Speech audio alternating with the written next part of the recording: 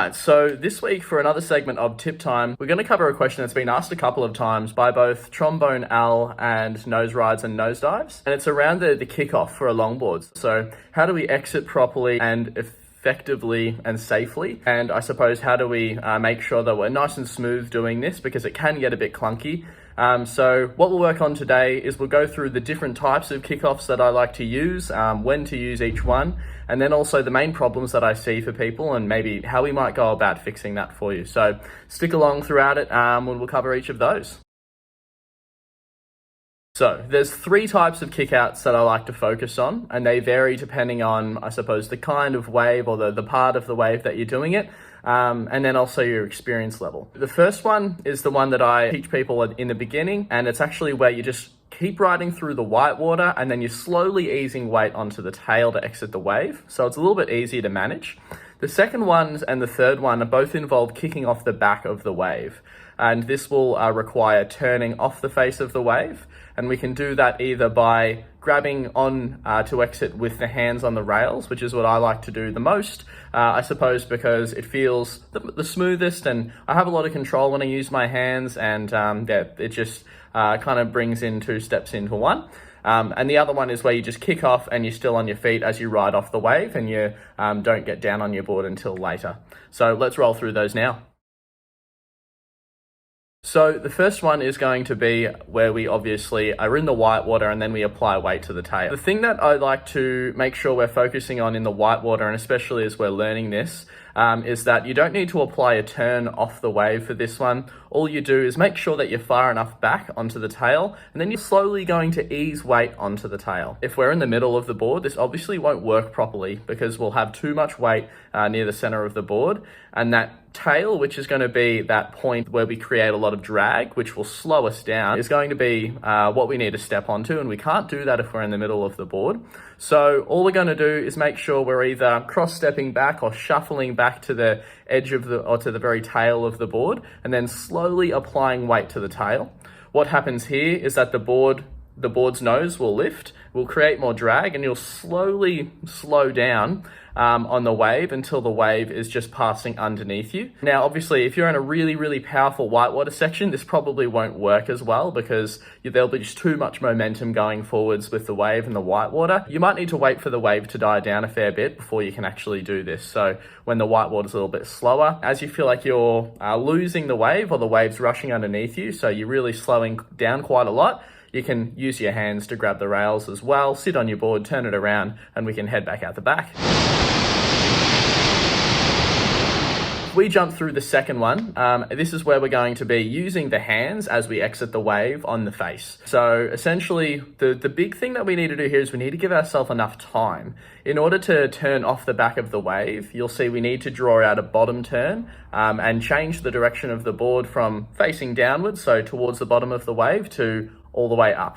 The big thing here is making sure that we're leaning on our inside rail. And like I said in the instance of the whitewater as well, we do have to make sure that our weight or our body position comes right over the tail. Same thing with turning for a lot of people. If we're not far enough back on the tail, we get a lot of rail engagement and we have a lot of rail connected to the water as we're trying to turn or draw out that bottom turn to kick off the back of the wave. And that becomes a problem because we can't turn quickly enough because we're not disengaging enough rail, because again, we're in the center of the board. So we do need to make sure that our weight comes backwards. Two ways of doing this. We can shuffle back or cross step back so that we're right on the tail. The alternative is if we're sort of in the in-between area between the middle and the tail, we can actually just step that back foot further back towards the tail. So you're keeping the front foot where it is and just widening that stance to place the back foot further on the tail. Now, what you can do here is you can really slowly apply pressure to that tail and on the inside rail. So if you're on your forehand, that's going to be the toe side rail. If you're on your backhand, that's going to be the heel side rail. And you need to then make sure that you're doing a nice bottom turn up the wave. So it's almost like you're going to do a big re-entry, but instead of stopping and coming back down, you just keep going upwards. And what you'll actually try and look for now is as your board becomes a bit more vertical up to the top of the wave, so it's lifting over the crest of the wave, start to think about actually letting yourself fall into the board and using your hands to actually catch the rails. So you notice it's not a two-step process. It's not turn off the wave and then you want to, I guess, think about grabbing the board, which we can do, and we'll talk about that in a second. But for this one, you're actually using that critical nature of where the board is. So the board's up nice and high, it's nice and vertical, and then you can go and grab the rails with your hands. So essentially it's kind of like you're controlling that board as it's shooting off the wave. This is a really good one to do if the waves are a bit more critical, or if you think there's a chance to lose your board. That's when I like to use this one, but also it's just makes for a really nice smooth transition as well, from being on the wave to then paddling out the back. It's a bit of fun, and once you nail it, it feels pretty cool as well. We'll go through some of the problems to do with this one in a second. Killer. Now, we can also do this one on the whitewater. It's the exact same principle, so we also need to make sure again that we're on the tail, so all of the same principles apply. What I would probably need to consolidate for the whitewater, where we're kicking off and using our hands to grab the rails, is going to be the fact that, again, if we're in a really big whitewater section, it's probably not going to work too well because there's just going to be too much water pushing towards the beach and you're going to lose your board. So this one, again, I only really do it if there's if the whitewater is quite small, as it was in this example that I just showed you here. So yeah, if the whitewater is too big, that's where we have to wait for the wave to dissipate a little bit. And the last one that I occasionally use and used a couple of times in this session is where you kick out off the back of the wave, but you're not using your hands to engage with that board as you exit the wave. I use this one more so if you're looking for a really quick exit off the wave, because you don't have time to get that line drawn out and you just need to rush off that wave. So if it's really picking up and getting pretty critical all of a sudden, or if you're going really fast as well, this might be one to try and go for. So as you'll notice with a couple of the examples, the line drawn out for the kickoff is not so critical. So really I'm just guiding that board off the wave. And because I'm not able to get that same tail action or to maneuver the board around as quickly to whip it right around underneath me so that I can grab the board, I'm really just guiding that board on its process. So a slow kind of curve and arc off the wave.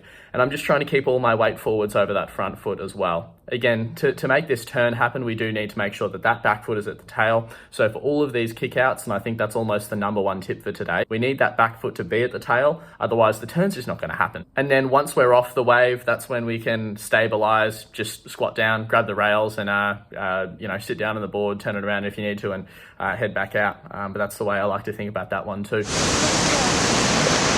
What I really want to do is head into some of the problems that I see most people have. So hopefully you can relate to some of these if this is something that you're trying to work on, so that we can identify what we need to work on and how we might think about fixing that.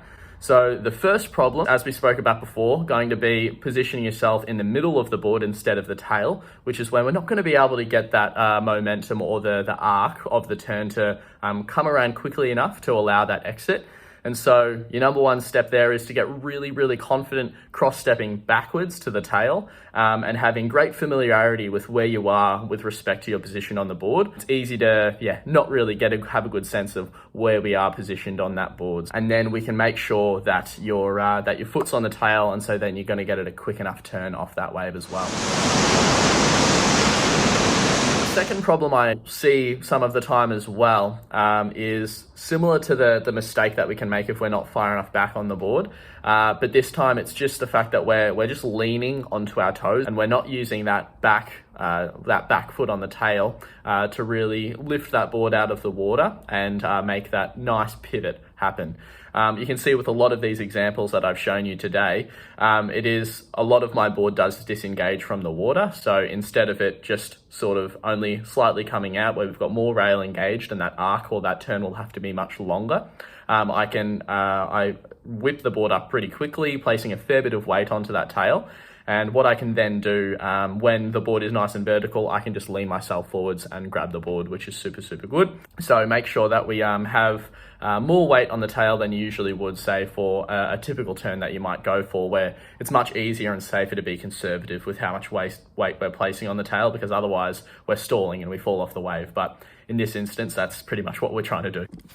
Now, the other thing that I see, and this is probably the second most important thing that we'll chat about, is the fact that people will probably try and place a lot of their weight backwards as they're placing weight onto the tail to slow themselves down. But this will actually just result in them falling off the back of their board rather than staying quite centered over their board. So it's a little counterintuitive, but we do need to place a lot of weight on the tail as we're leaning forwards, so that as we exit the wave, we're actually staying centered over the middle of the board, or over the board, so that we have control and we're going with the board's not going without us. So the way that we do that is we place a fair bit of weight onto that tail by using that back foot back, but at the same time, we've got to make sure that our weight stays forward. So think of chest forwards and pressure on the back foot rather than leaning backwards so much. And another big problem that I do see, and that you can imagine would happen, is that when people turn off the wave, they go to the board rather than letting the board come to them.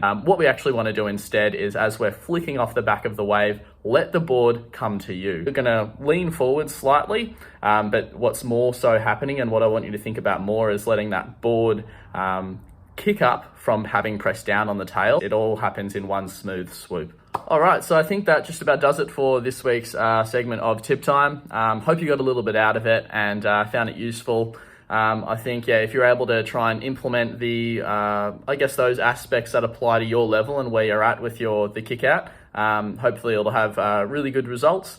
And I'd love to hear how it's going as well. So if you do have some good success, or if you have any other questions, make sure that you put them in the comments below. As for next week's Tip Time, we'll have another segment coming Wednesday week. So make sure you drop them in the comments below as well, and I'll have a read through and we can have a chat about that in a week's time. Other than that, we've got the Sunday Glide coming up this Sunday, another exciting one for this week. So I'll keep you posted on that one. Hopefully we get some good waves this week for filming. Hope you guys are getting some good waves where you are as well, and we'll catch you on the next one.